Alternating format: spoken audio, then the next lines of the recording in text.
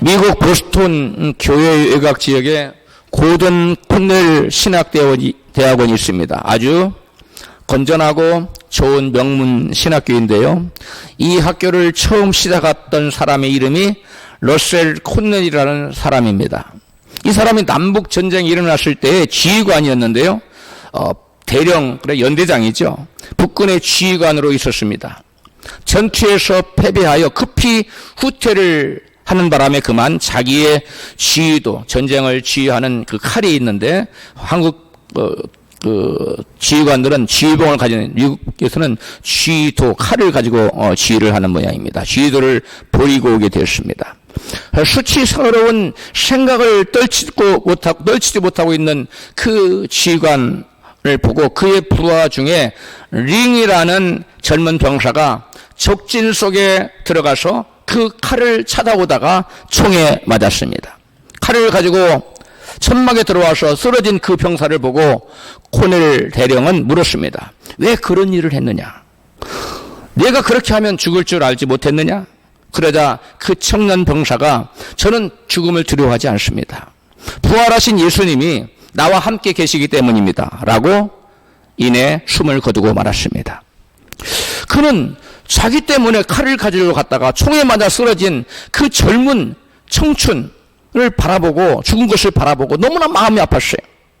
무릎을 꿇고 흐느껴 울면서 한참을 기도하다가 콘넬 대령은 주여 이 청년 병사가 찾은 하나님을 위해서 제 일생을 주님께 드리겠습니다.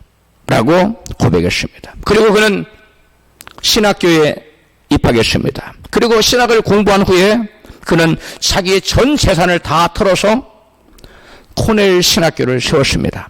그 이후 고든이라는 사람이 세운 그 신학교와 두 학교가 합쳐지면서 고든 콘넬이라는 아주 명문 신학교로 바뀌게 되었습니다. 예수 부활에 대한 신앙은 링이라는 한 젊은 청년 병사에게 죽음에 대한 두려움을 극복하게 했습니다. 예수 부활에 대한 신앙은 레셀 콘넬 대령의 삶을 송두리째 바꿔놓고 말았습니다. 예수 부활의 복음을 들은 당대 미국의 최고의 투수라고 알려졌던 빌리 썬데이는 그 복음을 전해 듣고 예수 부활하신 예수님 부활의 그 소식을 복음을 듣고 즉시 야구 선수를 그만둡니다. 그리고 신학교를 입학해서 목사가 된 다음에 1880년 그 즈음에 약 150만 명을 이게 복음을 전하는 대부흥사로, 전도사로 하나님께 쓰임받게 되었습니다. 러셀 콘넬 대령이나 빌리 썬데이뿐만 아니라 예수 부활을 체험한 모든 사람의 삶은 근본적으로 그 삶이 바뀌게 되어 있습니다. 예수 부활은 과연 우리에게 무슨 의미가 있길래 우리 일생을 송두리째 바꾸고 마는 것일까요? 가장 먼저 예수 부활은 죽은 자를 살리는 생명의 복음이며 모든 삶 속에서 죽음의 세력을 물리치고 부활 생명의 역사를 불러일으키는 것이기 때문에 의미가 있는 것입니다. 예수 부활은 단지 나에게 예수 부활 생명을 주는 것뿐만 아니라 나의 삶 속의 모든 죽음의 그림자들을 물리치고 모든 사망 것들을 물리치고 모든 죽은 것들을 다시 일으켜 세우고 살려내는 그러한 부활의 생명 역사가 우리의 모든 삶의 모든 영역에 나타나기 때문에 우리 인생을 부활의 주님 만나는 사람은 획기적으로 놀랍도록 변화가 되는 것입니다. 그래서 성경 말씀은 모두 다 예수 부활에 초점이 맞춰져 있습니다. 그리고 사도시대의 모든 복음의 전도의 핵심은 예수 부활에 관한 것이었습니다. 예수 부활은 어떤 이론이나 어떤 사상이 아닙니다. 인생 전체를 살려내는 하나님의 능력이기 때문에 예수 부활은 우리 인생 전체를 송두리째 바꿔 놓을 수 있는 것입니다.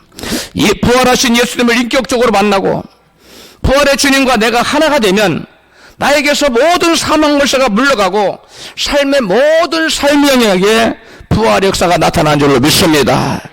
오늘 부활의 아침에 우리 열리는 교회 모든 성도님들에게 이와 같은 모든 우리의 삶의 영역에 모든 사망의 그림자와 사망 권세가 물러가고 부활의 역사, 다시 모든 것이 되살아나는 역사가 나타나기를 축복합니다.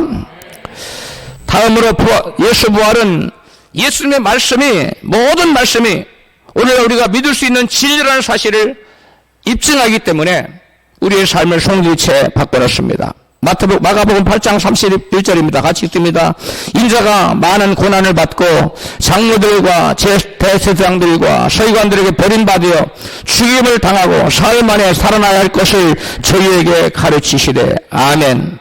예수님께서는 살아생전에 당신이 장로들과 서기관들과 바리새인들에게 고난을 받고 십자가에 달려서 못 박혀 죽은 다음에 사흘 만에 죽음의 권세를 이기고 사망 권세를 물리치고 사흘 만에 부활하실 것을 3번에 걸쳐서 말씀을 하셨습니다. 그런데 인간의 생각으로 도저히 불가능할 것 같은, 여러분, 죽었다가 살아났다는 얘기가 없는데, 예수님은 인간의 생각으로 도저히 불가능할 것 같은 죽었다가 다시 살아난 놀라운, 여러분, 약속을 이루셨다면 그 나머지 예수님의 모든 말씀은 모두 다 진실인 것을 우리에게 입증하는 것입니다. 그래서 우리는 하나님 말씀을 온전히 믿을 수가 있는 것, 예수 부활이 바로 우리가 하나님 말씀이 진실이라는 것을 알게 되고 그 진실된 말씀을 우리가 온전히 믿을 수가 있는 것입니다. 그래서 우리가 하나님 말씀을 온전히 믿을 수 있고 또 하나님 말씀을 믿고 사는 자들에게는 그 믿음으로 말미암아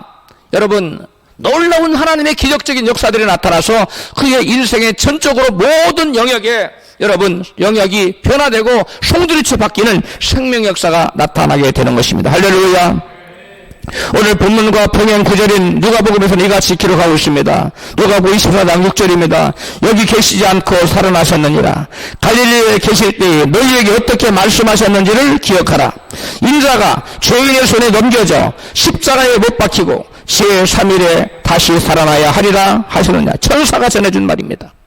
무덤 속을 찾아간 여인들에게 천사가 말하길 갈릴리에서 너희들에게 말하지 않았느냐. 주께서 돌아가시기 전에 십자가에 인자가 못 박히고 3일에 살아난다고 다시 말하지 않았느냐. 그래서 예수님은 여기 지금 무덤에 갇혀 있지 않고 다시 살아났다고 지금 천사가 말해주는 것입니다.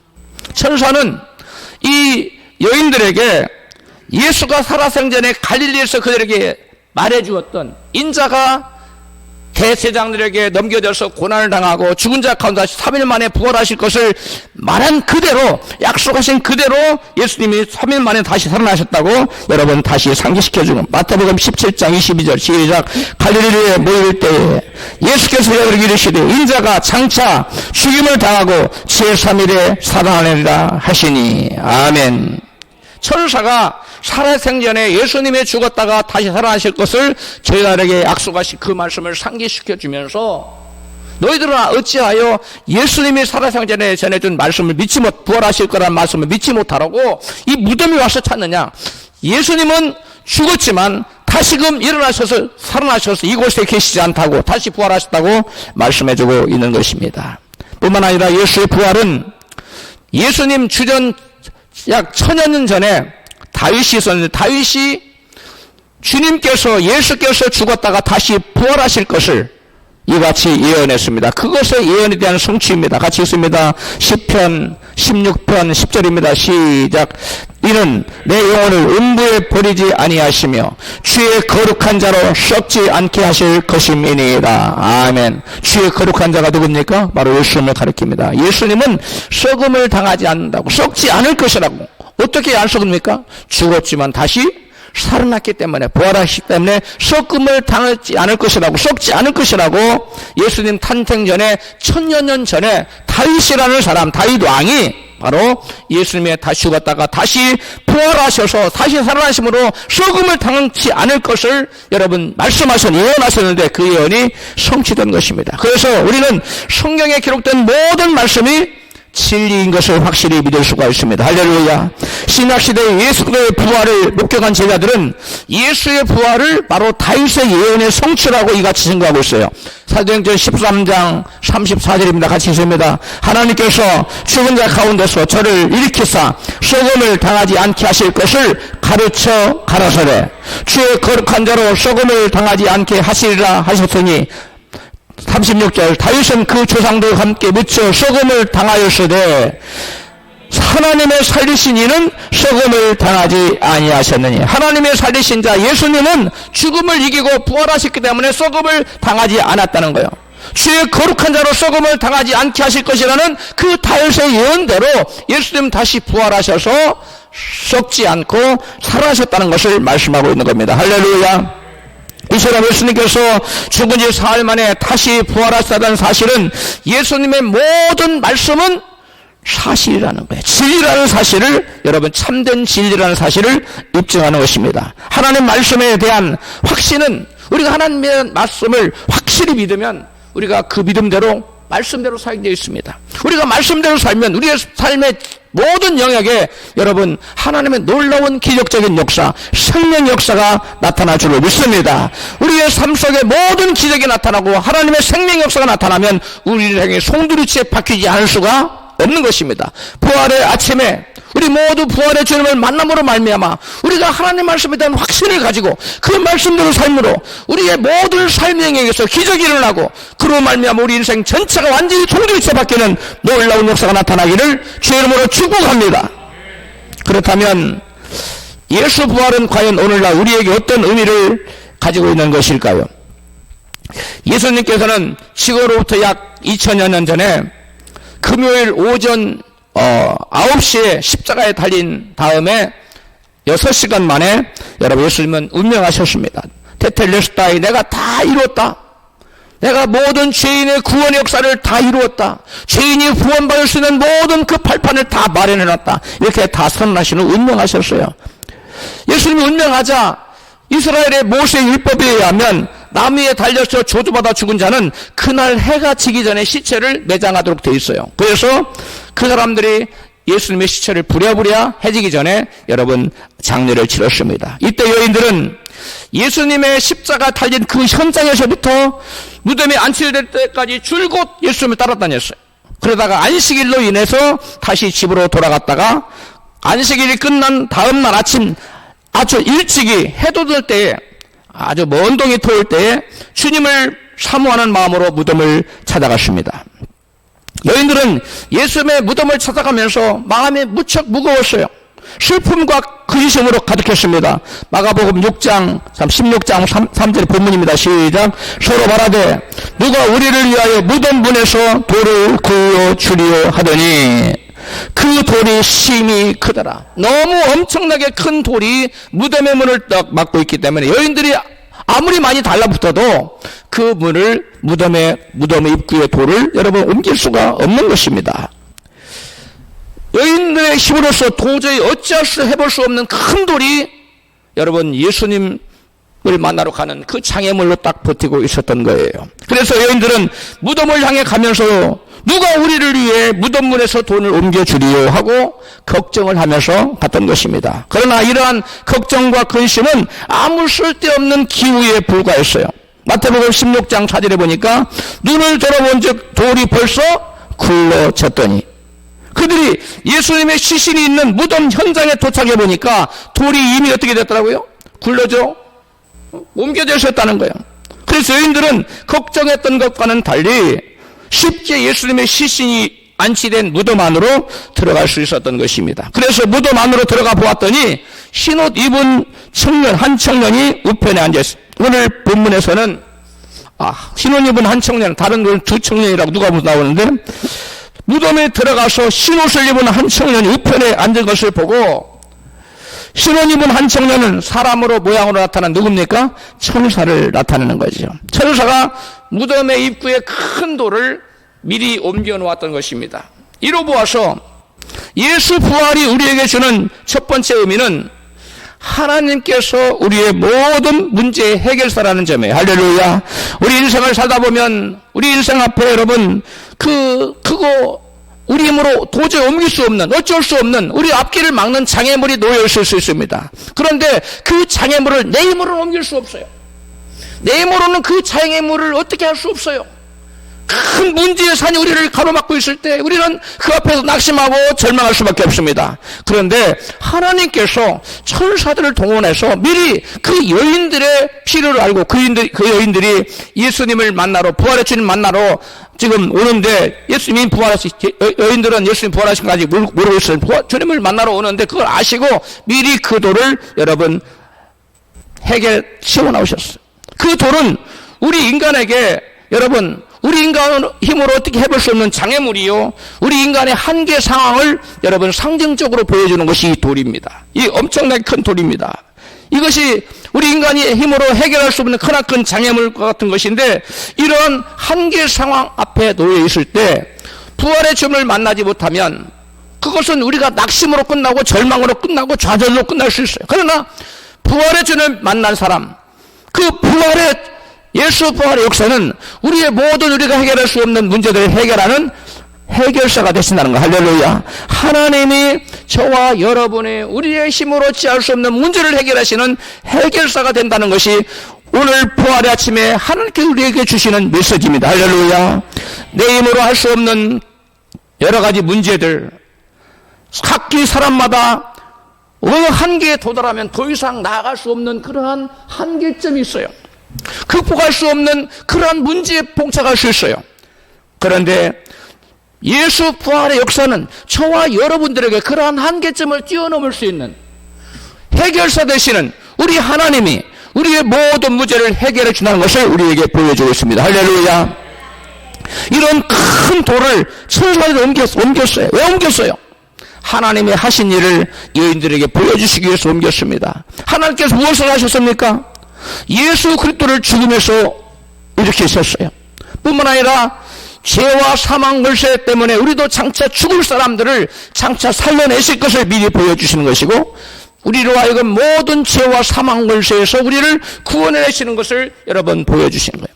인간의 한계 상황을 극복하게 해주셨다는 거예요. 오늘 본문 말씀을 통하여 하나님은 우리의 힘만으로 도저히 해결할 수 없는 문제도 하나님은 해결할 수 있는 능력이 있다는 사실을 우리에게 보여주고 있습니다. 할렐루야. 그래서 우리가 예수 부활하신 예수를 만나면, 그래서 부활의 주님과 내가 하나가 되면 그동안은 내 힘으로 어찌할 수 없는 문제 앞에서, 한계 앞에서 절망하고 좌절하고 결국 끝났지만, 이제는 부활하신 주님이 나와 함께하면, 하나가 되면 그 어떤 문제도 하나님께서 해결해 주시는 놀라운 역사가 나타난다는 사실입니다. 할렐루야. 그러므로 우리는 우리 인생을 힘으로 어찌할 수 없는 그런 문제에 도달했을 때 부활의 주님 바라보고 부활의 주님의 그 능력으로 한계를 극복하며 살아가는, 갈 수 있는 저와 여러분 되기를 축복합니다.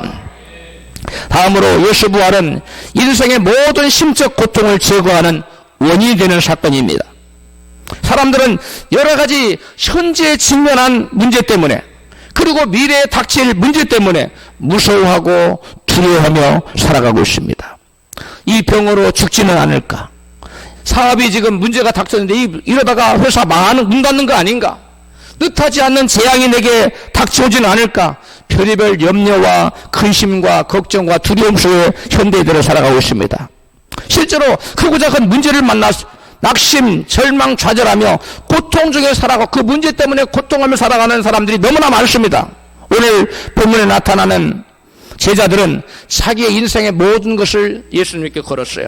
베드로는 마태복음 19장 27절 봅니다. 시작. 베드로 가로되 보소서, 우리가 모든 것을 버리고 주를 쫓았사오니 그런즉 우리가 무엇을 얻으리이까? 여기 보니까 우리가 모든 것을 버렸다 그랬어. 베드로뿐만 아니라 다른 모든 제자들 모든 것을 버리고 예수님께 올인했어요. 자기 인생을 걸었어요. 그런데 자기의 모든 소망이었던 예수님이 십자가 달려서 무참하게 무력하게 죽어버렸어요. 그들의 모든 소망은 사라지고 말았습니다.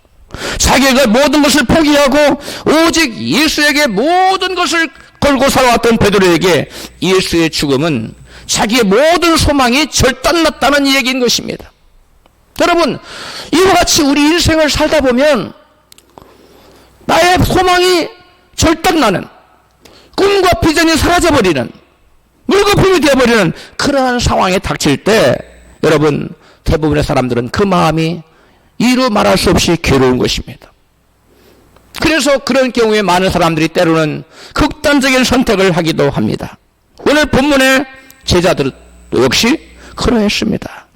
오늘 본문에 나타난 제자들의 마음이 오늘 본문에 여실히 드러나고 있는데요. 마가복음 16장 8절입니다. 시작. 여자들이 심히 놀라 떨며 나와 무덤에서 도망하고 무서워하며 아무 말도 하지 못하더라. 10절. 마리아가 가서 예수 함께하던 사람들의 슬퍼하며 울고 있는 중에 이 일을 고하며, 예수 함께하던 사람들, 예수님의 제자들이 자기들의 모든 소망을 예수님이 걸었는데 예수님의 죽음으로 자기들의 모든 소망이, 꿈과 비전이 물거품 됐어요. 자기들의 꿈이 산산조각이 났어요.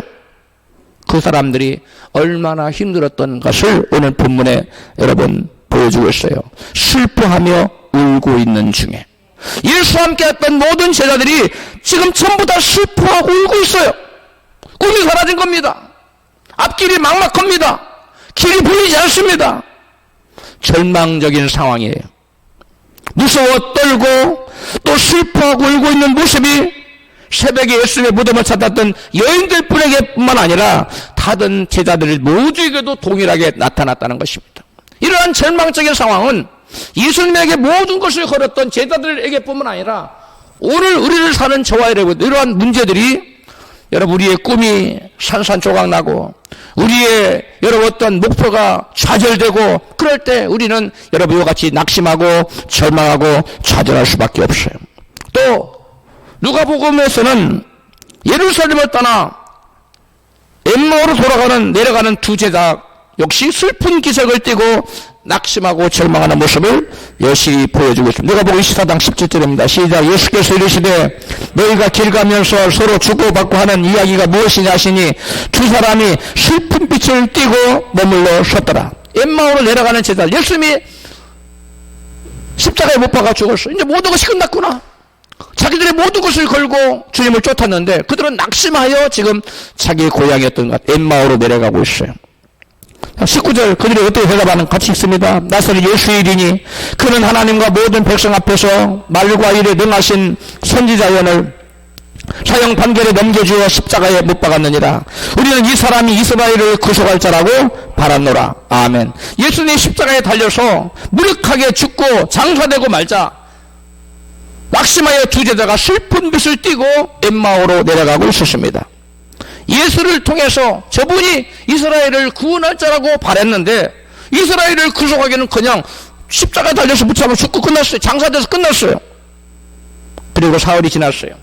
십자가에서 죽어간 예수를 바라보고 꿈이 좌절된 주 제자는 크게 낙심하고 절망하고 좌절하여 엠마오로 내려가고 있었다는 것입니다. 사람에게는 여러 가지 꿈과 소망이 있습니다. 그런데 그러한 우리의 꿈이 무산될 때 우리는 큰 좌절과 슬픔과 괴로움을 맛보게 되어 있습니다. 그 엠마오로 내려가는 길에 부활하신 예수께 나타나셔서 만나주시고 말씀을 풀어주셨어요. 누가복음 24장 32절입니다. 시작. 저희가 서로 말하되 길에서 우리에게 성경을 풀어주실 때에 우리 속에서 마음이 뜨겁지 아니하더냐 하고, 낙심하여 예루살렘을 떠나 엠마오로 내려가던 두 제자는 부활하신 예수를 만나서 그 예수님으로부터 말씀을 듣고 다시금 마음이, 가슴이 뜨거워졌어요. 다시금 싸늘에 식었던 그들의 믿음이 다시 되살아나고 낙심 절망 대신 꿈과 소망이 용솟음쳤습니다. 할렐루야. 마찬가지로 오늘날 우리가 우리의 꿈이 무산되어서 낙심하고 절망할 때 부활하신 주님을 다시 만나면 식었던 싸늘한 믿음이 다시금 솟아나고 우리의 잘되던 꿈이 다시금 세워지는 놀라운 역사가 나타날 줄로 믿습니다.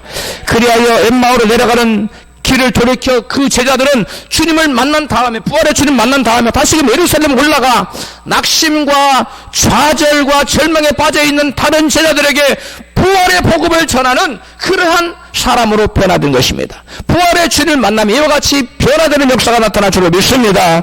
예수 부활은 삶 속에 낙심과 절망 속에 빠진 사람들에게 믿음을 소생시키고 소망을 갖게 하는 그러한 원동력이 되는 것입니다. 할렐루야.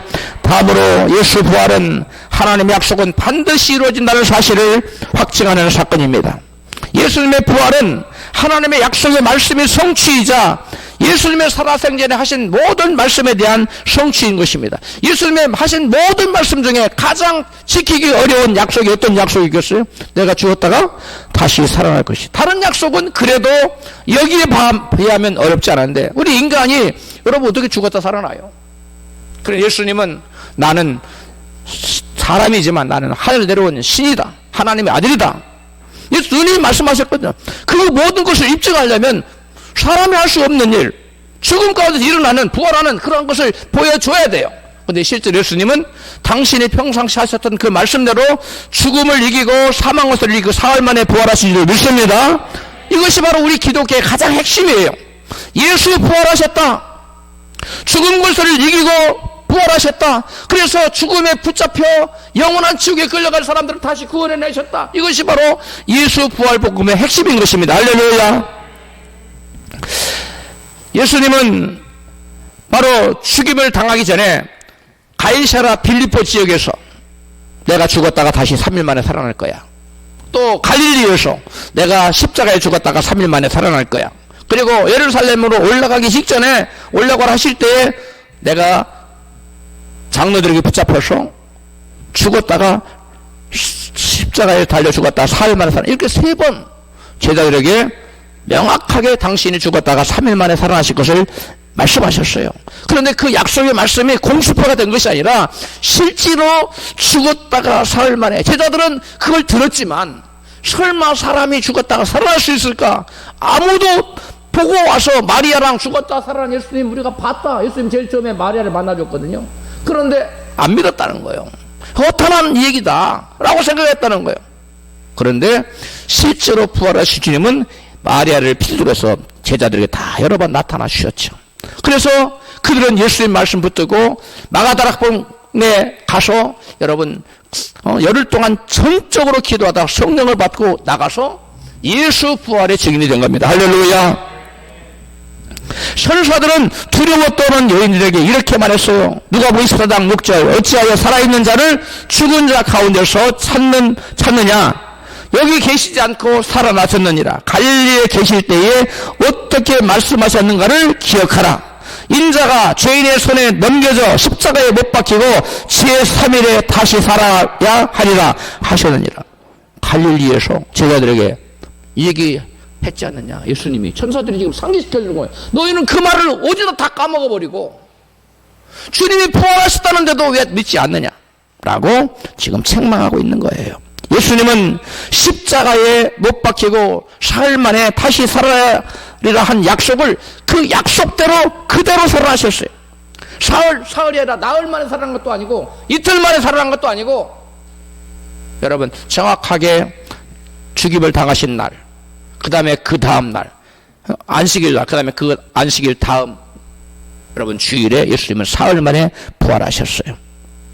죽은 자 가운데서 다시 살아나리라는 그 약속만큼 인간의 생각으로 지키기 어려운 약속이 어디 있어요. 그러나 예수님은 천지를 지으신 하나님이시기 때문에 여러분 사망 권세를 이기고 죽음에서 부활하신 줄로 믿습니다. 여러분 이 부활의 주님을 나의 주님으로 모시고 부활의 주님과 부활의 주님을 내가 믿고 그 주님과 내가 하나가 되면 그 예수 부활의 역사가 우리 심령에 우리 영혼이 다시 부활하고 우리의 모든 설명에게 죽어서 시들시들하고 죽음의 그림자가 닥쳐오는 모든 삶의 영역에 다시금 소생되는 부활의 역사가 나타날 줄을 믿습니다. 할렐루야. 지금 모든 것이 꺼져가고 있고 이게 여러분 그 화분에다가도 물을 안 줘서 거의 시들시들 죽어가는데 물을 한번 쫙 주면 딱 살아난 것처럼 우리의 모든 삶의 현장에 물을 안 줘서 죽어가는 화초처럼 모든 우리의 삶의 환경이 어렵고 시들시들해가고 모든 것이 죽어가는 그때에 바로 부활의 주님은 이 생명수와 같은 거예요. 모든 화분에 죽어가는 것들을 살려낼 생명처럼 부활의 주님 만나면 우리의 삶의 모든 환경에 소생케 되는 부활의 역사가 나타난 줄로 믿습니다. 성경은 하나님은 반드시 그 약속을 지키시는 분이신 것을 이같이 증거합니다. 민수기 23장 19절입니다. 하나님은 인성이 아니시니 시건치 않으시고 인자가 아니시니 후회가 없으시도다. 어찌 그 말씀하신 바를 행치 않으시며 하신 말씀을 실행치 않으시랴. 아멘. 하나님은 그 말씀하신 말을 반드시 뭐 하신다고요? 시행하신다는 거예요. 반드시 실행하신다는 거예요. 그러므로 우리 눈에 당장 하나님의 말씀이 약속이 안 이루어지는 것 같아도 그건 우리 인간의 기우에 불과해요. 하나님은 하나님의 때가 되면 하나님의 방법으로 당신의 약속을 반드시 이루어질 줄로 믿습니다. 이게 신앙이에요. 근데 많은 사람들이 내가 생각했던 방법대로 내가 원하는 때에 뭐가 안 되면 하나님은 약속을 안 지킨다고 생각하는 거예요. 하나님 말씀이 틀렸다고 생각하는 거예요. 그건 잘못되는 거예요. 여러분, 예수 부활 사건은 하나님의 약속은 반드시 그 약속대로 이루어진다는 사실을 우리에게 확실히 보여주는 증거가 되는 것입니다. 할렐루야. 예수 부활 사건은 저와 여러분에게 하나님이 하신 모든 약속이 온전히 그대로 여러분 실행된다는 사실을 우리에게 확실히 보여주고 있습니다. 그 다음에 예수의 부활은 우리 신자에게 새로운 사명이 있음을 깨닫게 해주는 사건입니다. 여자들은 처음에 예수님을 무덤에 만나러 갔는데 왜 갔어요? 예수님의 죽음을 기념하기 위해서. 또 예수님이 너무 안 됐고 너무 사랑스럽고 그동안 받은 은혜가 너무 고맙고 어떻게 그 감정을 표현할 수가 없어요. 자우지간 예수님께 향품을 미리 사두었다가 가지고 갔어요. 같이 누가복음 24장 1절 시작. 안식 후 첫날 새벽에 이 여자들이 그 예비한 향품을 가지고 무덤에 가서 예수의 시체에 바르려고 향품을 사가지고 갔어요. 그런데 예수님이 가보니까 포함하신 거예요. 시체는 거기 없는 거예요. 상품은 아무런 쓸데없는 무용재물이 되고 말았습니다. 그런데 그들에게 상품 바르고 예수님을 존귀케 해드리려고 하는데 그것은 의미가 없어졌어요. 왜? 예수님이 거기에 있지 않는 거예요. 무덤에 더 이상 머물러 있지 않는 거예요. 예수님 다시 살아나신 거예요. 할렐루야. 그런데 예수 부활의 그 사건을 천사로부터 들어요. 그리고 마리아에게는 예수님이 나타나 주세요. 그들에게는 이제 예수의 시체에 상품을 바르려고 했던 원래의 그러한 목적이 의미가 없어지고 이제는 그들의 인생에 새로운 목적이 생겼어요. 새로운 사명이 생겼어요. 그건 바로 예수님이 다시 살아나셨다는 사실입니다. 그것을 증거하는 거예요. 아까 예수와 함께한 자들이 다 뭐하고 있었어요? 슬퍼하며 울고 있었잖아요. 예수와 함께 했었던 사람들이 다 슬퍼하며 낙심절망 중에 슬퍼하며 울고 있었어요. 그들에게 가서 예수께서 다시 부활하셨다고 여러분 하는 그 소식, 예수 부활의 소식만큼 또 엄청난 소식이 어디 있습니까? 만약에 그 제자들에게 예수 부활이 없었더라면 그 인생은 완전히 패배적인 인생이에요. 완전히 그 인생은 끝장난 인생입니다. 그래서 그들은 자기들의 신세가 너무 기가 막힌 거예요. 예수님에게 모든 것을 걸었는데 예수님 죽어버렸어요. 그리고 모든 것이 끝났어요. 자기들 눈에 봤을 때. 그런데 그래서 그들은 슬퍼하며 울고 있었어요. 그 슬퍼하고 울고 있는 자들에게 필요한 것은 예수님이 다시 부활했다는 소식입니다. 할렐루야. 여러분, 그래서 복음에서 가장 핵심적인 것이 예수 다시 사셨네. 할렐루야. 그럼 다 같이 합시다. 예수 다시 사셨네. 할렐루야. 사망 권세를 이기시고 예수는 다시 살아나신 겁니다. 할렐루야. 그 여인들에게 예수님의 가져갔던 상품을 바르려고 갔던 그것은 의미가 없어졌어요. 이제 그 여인들은 뭐 했느냐? 바로 다른 이들에게 가서 복음을 전하는 거예요. 예수가 다시 사셨다는 이 기쁜 소식을 그들은 전하기 위해 간 겁니다. 누가복음 24장 7절 봅니다. 시작. 이르시기를 인자가 죄인의 손에 넘겨져 십자가에 못 박히고 제3일에 다시 살아나야 하리라 하셨느니라. 저희가 예수의 말씀을 기억하고 무덤에 들어가 이 모든 것을 무덤에서 돌아가 이 모든 것을 11 사도와 모든 다른 이에게 고하니 이 여자들은 막달라 마리아와 요한나와 야고보의 모친 마리아와 또 저희와 함께한 다른 여자들도 이것을 사도들에게 고하니. 아멘. 여러 여인들이 갔어요. 예수님이 무덤에서 다시 살아나셨다는 사실을 11사도와 또 다른 모든 사람, 이게 무슨 말이야? 이 사람 다 어떤 사람이에요? 슬퍼하고 울며 슬퍼하고 낙심 절망 중에 있는 그들에게 예수의 복음을 전했던 그러한 사명이 이들에게 생깁니다. 여러분, 오늘날 우리 주변에 예수 때문에 자기들의 모든 것을 걸었던 예수님이 사라졌기 때문에 낙심 절망 좌절하고 울며 슬퍼하는 것이 아니라 자기 나름대로 인생의 큰 패배를 맛보고 자기 어떤 큰 소망이 다 무너져 내렸을 때 낙심 절망 중에 빠져있는 사람이 우리 주변에 얼마나 많습니까? 그런 사람들에게 이 여인들처럼 예수님이 다시 살아나셨다. 할렐루야. 예수님이 다시 살아난 것처럼 당신도 예수를 만나면 당신 인생의 부활 역사가 나타납니다. 할렐루야. 이와 같이 여러분 예수 부활의 복음을 전해야 될 사명이 저와 여러분에게 주어진다는 거예요. 할렐루야.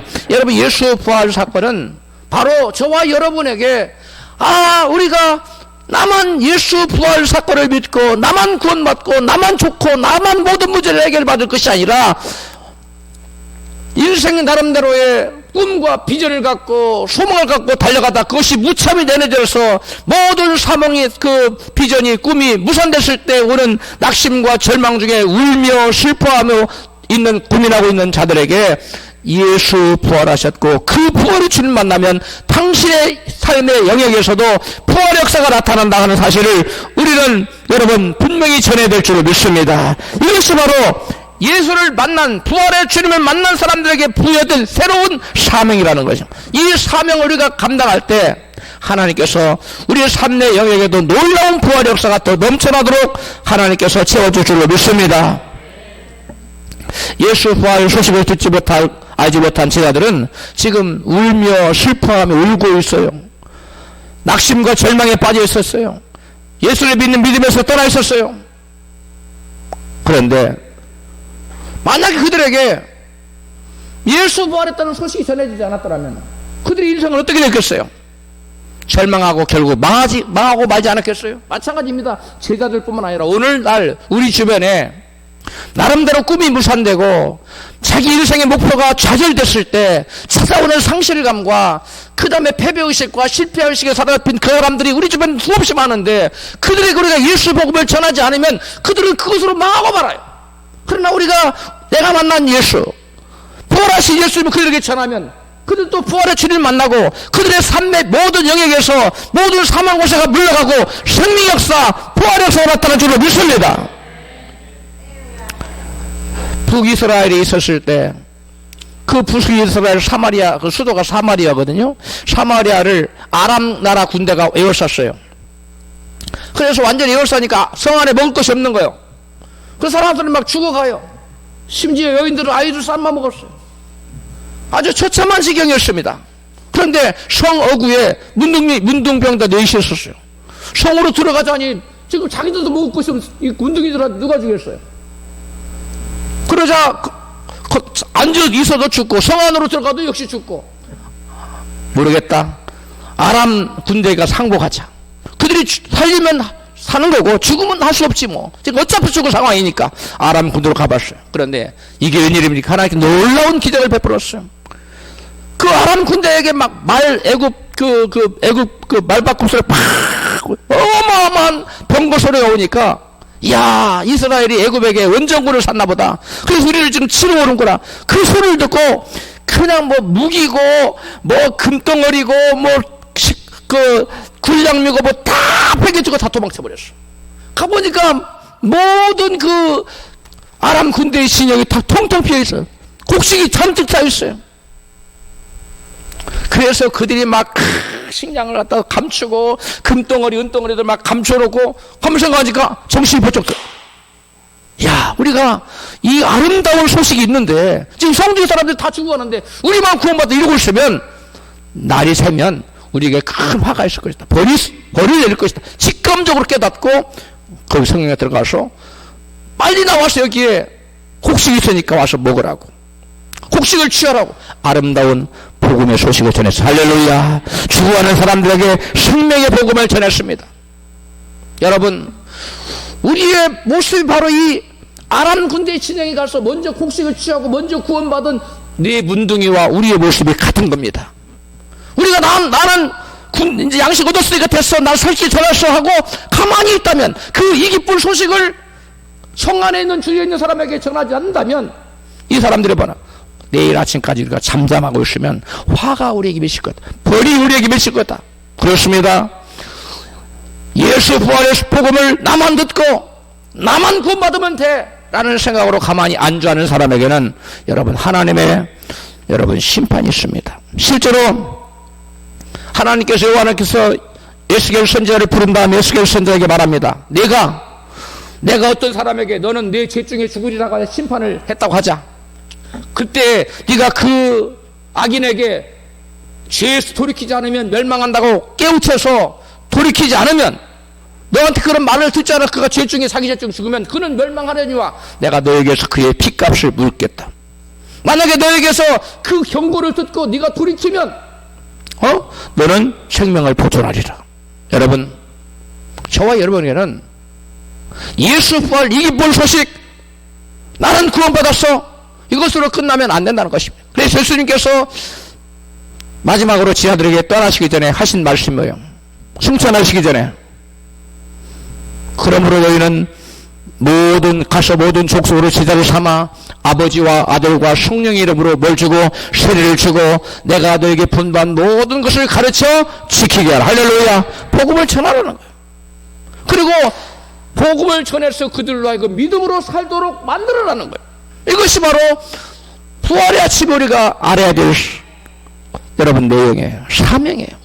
예수를 만난 사람, 부활의 주님 만난 사람, 믿음의 사람은 아직 예수를 모르는 사람들에게 여러분, 예수님이 부활하셨다는 사실을, 당신도 부활의 주님 만나면 당신 인생에 놀라운 부활의 역사가 나타난다는 사실, 새 생명의 역사가 나타난다는 사실, 당신의 영적인 생명만 구원을 받을 뿐 아니라 당신의 모든 삶명에게 죽었던 모든 부분이 다시 살아나는 부활의 역사가 나타나는 사실을 우리는 전해야 될 줄 믿습니다.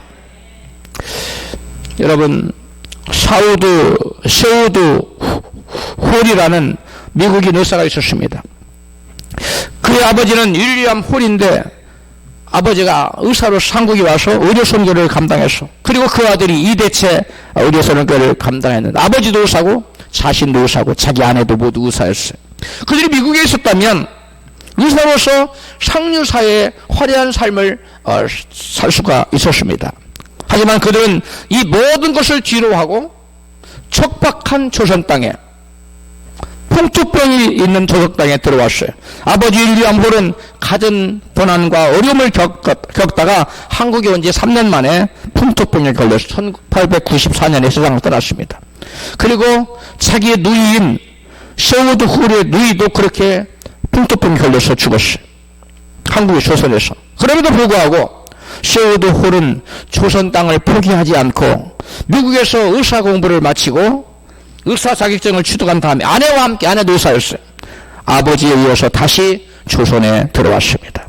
그들이 이런 선택을 한 것은 십자가에서 죽으시고 부활하신 예수님의 사랑과 생명을 전하기 위해 세상 것을 버리고 조선 땅에 들어온 것입니다. 예수 사랑을 전하기 위해서, 예수의 복음을 전하기 위해서, 자기가 받은 하나님으로부터 받은 예수 사랑, 하나님으로부터 받은 예수님의 축복, 그것을 조선에 복음을 알지 못하고 미지의 땅에 있는 사람들에게 생명의 복음, 부활의 복음을 전하기 위해서 땅에 오신 겁니다. 우리도 내가 받은 은혜, 내가 받은 구원, 내가 받은 생명, 이 모든 축복, 하나님의 사랑, 이 모든 것을 선교지에까지는 못 갈지라도 우리 주변에 있는 모든 사람들에게 전해줘야 될 사명이 있는 줄로 믿습니다. 예수 부활은 부활의 주님을 체험한 인생을 송두리째 바꾸어 놓고 맙니다. 과연 예수 부활은 우리 믿는 자들에게 무슨 의미를 갖는 것일까요? 예수 부활은 나의 생명뿐만 아니라 우리의 모든 삶명에게 부활의 역사가 나타난다는 것을 우리에게 보여줍니다. 예수 부활은 하나님은 인간의 모든 문제를 해결하시는 해결사라는 것을 우리에게 단적으로 보여주고 있습니다. 예수 부활은 인생의 모든 심적 고통을 제거하는 원인이 된다는 것. 예수 부활은 하나님의 약속은 반드시 성취된다는 사실을 확증하는 사건입니다. 또한 예수 부활은 신자에게 새로운 사명이 있다는 것을 깨우쳐주는 사건입니다. 부디 부활하신 주님을 체험함으로 하나님께 영광 돌리는 위대한 인생으로 송두리째 바뀌는 복된 변화가 있으시기를 주의 이름으로 축원합니다.